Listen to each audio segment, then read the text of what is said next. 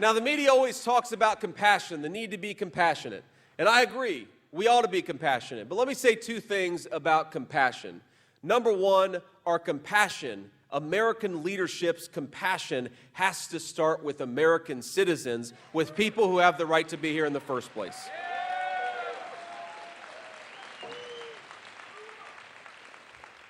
Because think about this, when you let in all of these millions upon millions of illegal aliens, what the media never talks about when it talks about compassion is, how about compassion for the millions of American children who can't get a good education because their school districts are overwhelmed with people who can't speak the local language? How about we talk about compassion for the millions of Americans who are mourning their relatives who died of a fentanyl overdose from the poison brought in by the Mexican drug cartels? How about compassion for people who are waiting for 3 and 4 hours at hospital emergency rooms because we've let in so many people that the American citizenry can't get access to health care at their own hospitals? Let's have compassion for those American citizens. And let's have compassion for the millions of young Americans who would like to buy a home but can't because housing is unaffordable in the United States of America.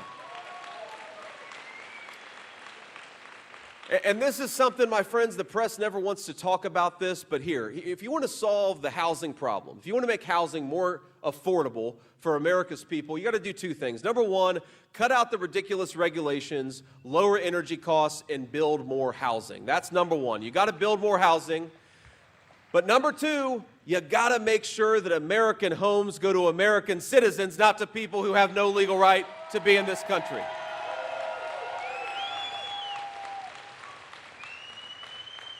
Think about this. When you let 25 million people in your country, you got to put them somewhere.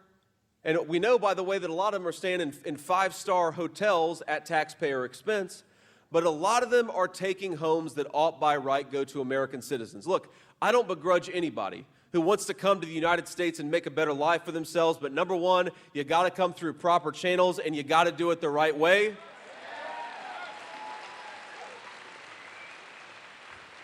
And number two, we need an American president who recognizes the first responsibility of that president is to the American citizenry. We need Donald J. Trump back in the White House.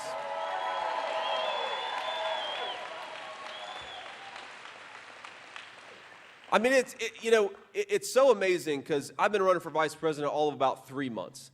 And you get a perspective on this country that will make you so hopeful and so optimistic. I have so much faith in the American people, in your dreams, in your talents, in your abilities. And then on the other hand, I'm so frustrated because those dreams and talents are being held back by the broken leadership of Washington, D.C.